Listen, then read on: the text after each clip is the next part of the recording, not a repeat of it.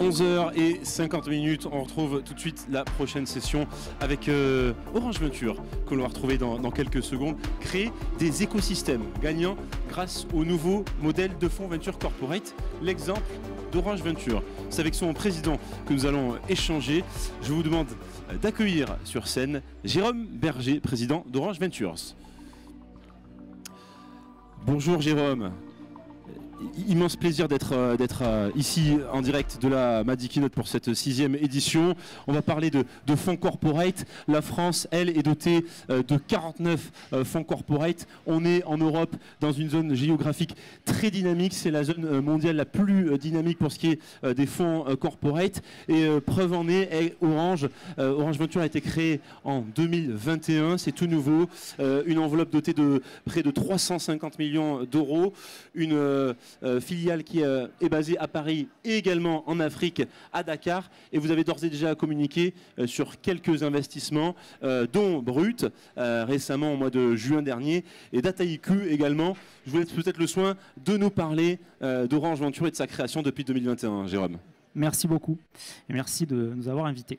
Alors effectivement, on est là pour parler un petit peu des nouveaux modèles de fonds corporate, comme vous l'avez dit, qui visent à créer des écosystèmes gagnant-gagnant entre des startups qui sont très agiles, qui sont très innovantes, qui n'ont pas de legacy et qui ont souvent des services que les gens aiment bien, et puis les grands groupes comme Orange qui, eux, parfois ont un petit peu plus de mal à bouger parce qu'ils ont beaucoup de legacy, mais ils ont aussi beaucoup de clients, beaucoup de data et donc beaucoup d'opportunités commerciales.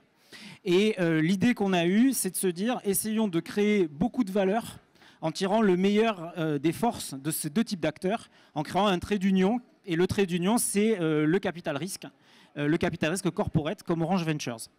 Donc c'est quelque chose qu'on a pensé et qu'on a annoncé dans le cadre du plan stratégique qui s'appelle Engage 2025 chez Orange. Et comme vous dites, on l'a mis en place opérationnellement en début d'année. Et qu'est-ce qu'on fait là-dedans? On investit donc dans des domaines qui sont core pour Orange, c'est-à-dire des réseaux, de la transformation digitale. On a quelques beaux exemples qui arrivent juste derrière de start-up. On investit dans la cybersécurité, dans les fintech, et puis on a ouvert effectivement des nouveaux domaines comme les médias avec Brut ou comme la e-santé. On fait ça en Europe, aux États-Unis. Et puis en Afrique, Moyen-Orient, où Orange est effectivement extrêmement présent avec plus de 100 millions de clients. Alors, plus intéressant, j'allais dire, que le quoi, il y a le comment. Donc, notre idée a été de dire, soyons le plus attractif possible. Parce que plus on sera attractif, plus on pourra investir dans des belles startups. Donc, on fera de la super perf financière et on va beaucoup aider ces startups.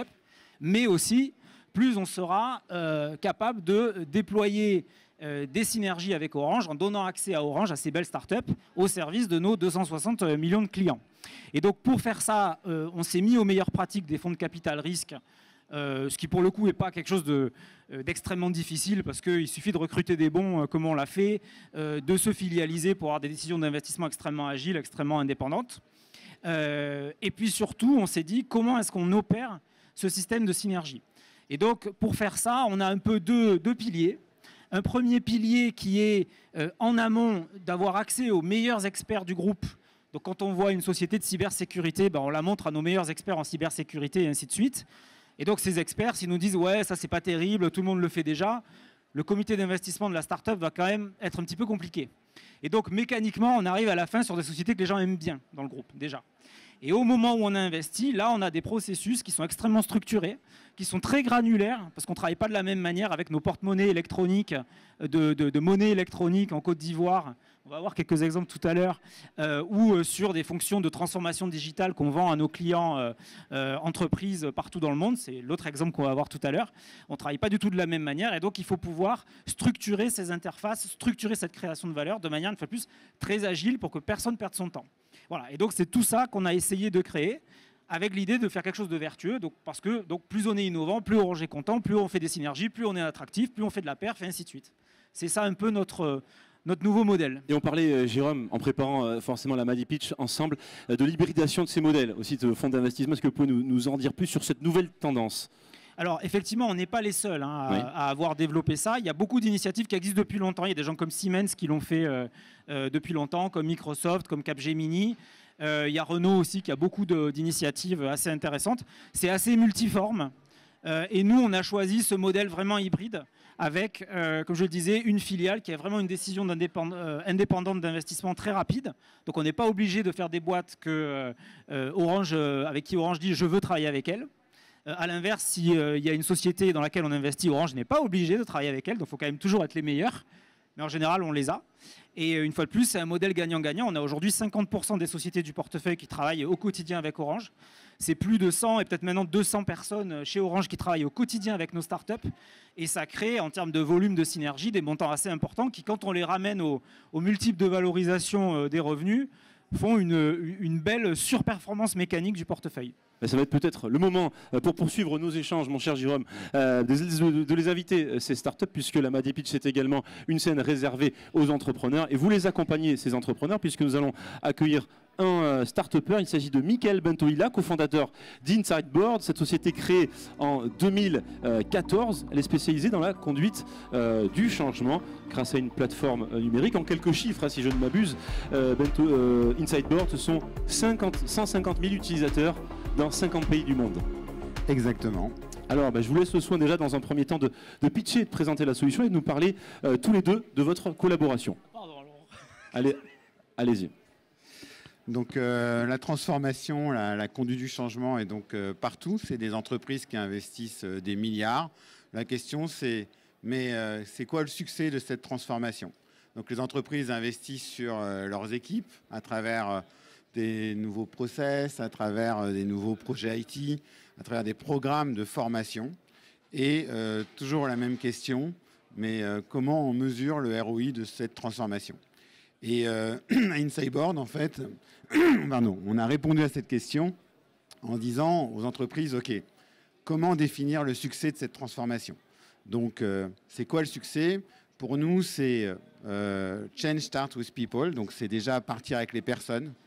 Une fois qu'on a les personnes, c'est s'adapter au future of work, donc l'époque où on est aujourd'hui, c'est-à-dire le travail, où finalement on s'est aperçu pendant cette période de pandémie que l'homme, l'être humain, le chef de projet, l'employé, le manager, finalement c'est un animal social. Donc on ne peut pas vivre seul. Et donc nous, on a rapproché cette approche de Change Start with People, parce que ce n'est pas suffisant, avec la notion de communauté. Donc comme on le retrouve dans Slack, dans Teams, enfin dans tous les outils collaboratifs de l'entreprise. Mais là, on y rajoute quelque chose de nouveau, on y rajoute la notion de communauté de succès. En y rajoutant, en fait, à la communauté des KPI qui permettent de driver, donc de faire de la data-driven adoption, de driver le succès des communautés, donc des personnes, à travers la performance attendue. Et donc ça, c'est quelque chose qui est assez unique, puisque une fois qu'on a les KPI, on peut faire marcher notre moteur d'intelligence artificielle, rattacher chaque contenu à des KPI, et du coup, aider chaque collaborateur dans des communautés à avoir in context, le bon contenu au bon moment dans sa transformation, tout un tas de leviers boosters qu'on utilise comme la gamification, des mini-quiz, le fait d'être ambassadeur pour les autres, enfin tout ce qu'on fait dans notre vie de consommateur. Et tout ça avec notre intelligence artificielle qui permet d'avoir le bon contenu au bon moment. Donc, en un mot, pour faire simple, les people, donc les personnes, et des communautés de succès associées à notre intelligence artificielle font une transformation à succès et durable pour les entreprises. Voilà. Alors, Michael, ma question, c'est de savoir également comment s'est traduit l'accompagnement d'Orange auprès de votre start-up, auprès de Inside Board. Bon, déjà, Orange, c'est un grand nom, c'est très impressionnant et très, très bien de les avoir à son board parce que nous, on travaille avec des grands comptes. Donc, le premier point, c'est une extrême fierté que je tiens à souligner. Et donc, je remercie Jérôme pour cet investissement et Rémi Prunier qui nous a accompagnés jusqu'à aujourd'hui. Deuxièmement, après, c'est très pratique. Comme c'est une grande maison, ils mettent tous les moyens pour nous faire rencontrer les personnes qui nous intéressent. Et on en parlait, ils ont une expertise dans tous les sujets. Donc la transformation, pour nous, par exemple, elle va toucher tout ce qui est relations clients. Ils ont des experts de l'expérience client, ils connaissent très bien ça à travers leur réseau. Donc ce n'est pas des experts théoriques, ce n'est pas des professeurs, c'est concret, donc on rencontre les bonnes personnes. Ensuite, il y a une volonté de faire de la boîte finalement un partenaire. Donc concrètement, avec Orange Business, donc la partie qui sort d'Orange Venture, ils nous ont connectés avec les personnes qui font de la transformation. Et avec ces personnes, on a créé des offres communes. Donc on va sur le marché ensemble et on essaye. Donc finalement, nous aussi, on va apporter de la valeur à Orange et ils nous apportent évidemment tout leur savoir-faire. Après, Orange, ben, c'est un client. Donc Orange, on l'utilise. C'est pas un client qui est donné, il faut aller le chercher parce que ben, c'est comme un grand groupe. L'intérêt, c'est que quand ils investissent sur nous, ils savent déjà que le groupe Orange va être intéressé. Donc, il y a cette capacité. Ce n'est pas un client français uniquement, c'est un client international. Donc, nous, on a démarré, par exemple, directement en Roumanie avec eux. On attaque l'Europe. Et je pense à un dernier point qui n'est pas du tout anodin. En tout cas, moi, dans ma décision de créateur d'entreprise, ça a joué parce qu'on s'inspire beaucoup de ce qui se passe aux US. C'est tout ce qui se passe aux États-Unis. Donc, il y a l'Orange Lab qui est en Californie. Donc, je ne sais pas si ça s'appelle Silicon Lab, ouais. Silicon Valley, voilà. Donc, on a été rencontrer les équipes et effectivement, c'est un point d'entrée en Californie. Donc, c'est un point d'entrée vers l'innovation, puis vers demain les investisseurs de la prochaine levée, etc. Alors Jérôme, ma question également s'adresse à vous. Pourquoi Insideboard et pas un autre acteur du marché de la conduite du changement? Parce que c'est les meilleurs. Oui, tout simplement. Ça va de soi. La réponse est là. La réponse est là. C'est évidemment l'équipe. Et puis on a beaucoup aimé, nous, la solution. Déjà, on croyait beaucoup au secteur aussi. On cherchait des sociétés dans le domaine de la transformation digitale. Alors, on avait commencé un petit peu avant le Covid et on a investi en plein Covid au mois d'avril 2020. Donc voilà, avec d'autres VC prestigieux comme AXA, Venture Partners et bien d'autres. Parce qu'on s'est dit que c'était un domaine qui serait porteur et qu'on avait en face de nous la meilleure équipe et puis surtout la meilleure solution à la fois très humaine et très digitale. Digital et humain, c'est un des grands piliers d'Orange, donc ça nous allait très bien aussi. Et on sait, moi qui suis un vieux routier des grandes directions financières mondiales, que la transfo, c'est très compliqué, et que les gens qui arrivent à en faire des succès, ça a beaucoup de valeur. Merci à vous, Michael. On va dans quelques instants inviter une seconde start-up qui a été suivie également par Orange Venture. Il s'agit de Famoco et de Lionel Baraban, société créée en 2010, spécialisée dans le paiement à distance et la sécurité mobile. Bonjour Lionel. Bonjour.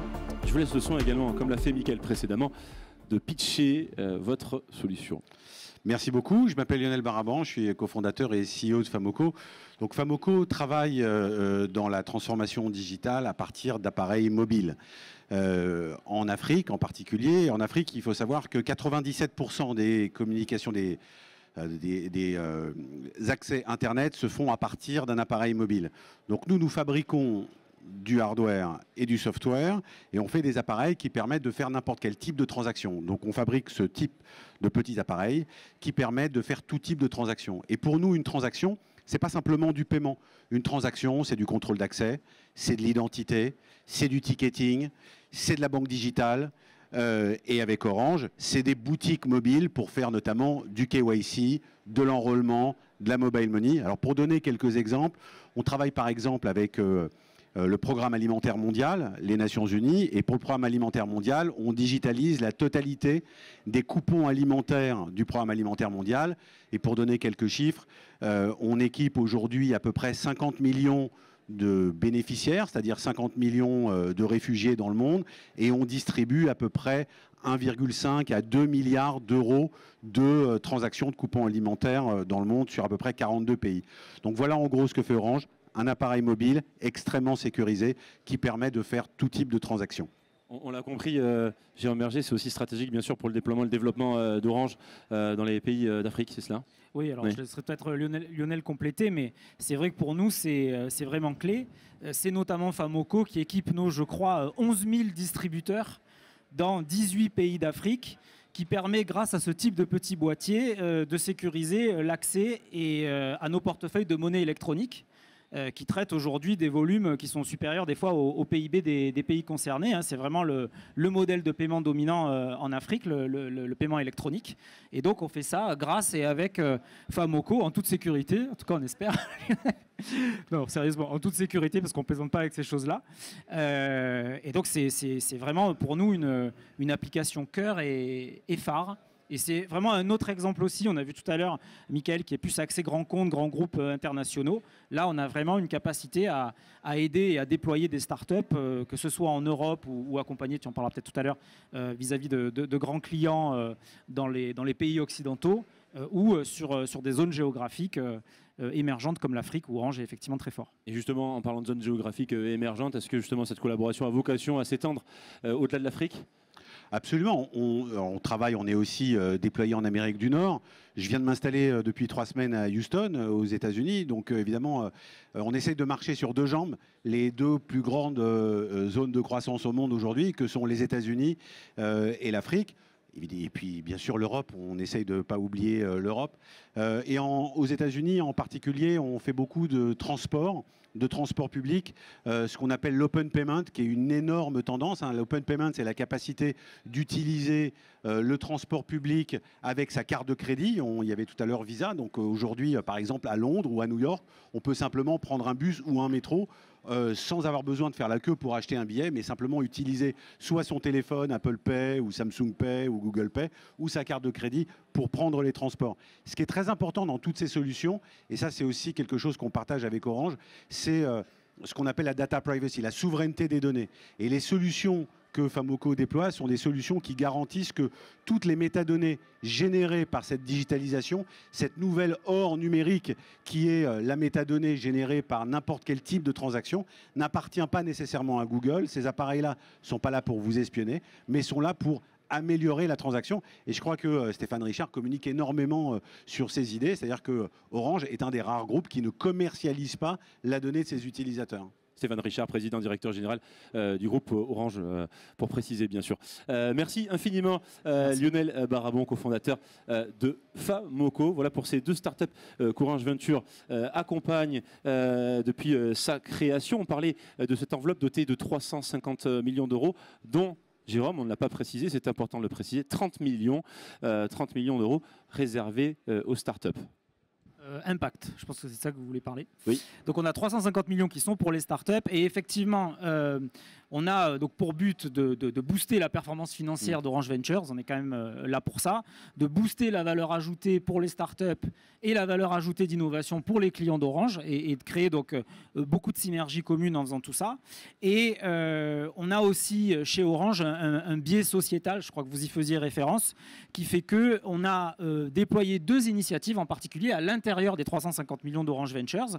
Une première initiative qui est un fonds d'amorçage présent dans les 18 pays. Alors on l'a ouvert en début d'année aussi, on a fait beaucoup de choses. Dans les 18 pays d'Afrique et Moyen-Orient où Orange est présent et qui vise à aider 100 jeunes entrepreneurs ou jeunes femmes entrepreneurs d'ici 2025 à démarrer, parce que souvent il y a beaucoup de talents, mais comme ils ont très peu de moyens, les initiatives ne se déploient pas. Donc on va les aider à faire ça et on a déjà fait près d'une dizaine d'investissements dans une dizaine de pays. Donc ça marche super fort. On a des centaines de candidatures et des super dossiers. Et on espère qu'il y aura des grandes pépites panafricaines là-dedans. On est même sûr qu'il y en aura. Je ne vais pas les citer, mais on pense qu'il y en a déjà plein.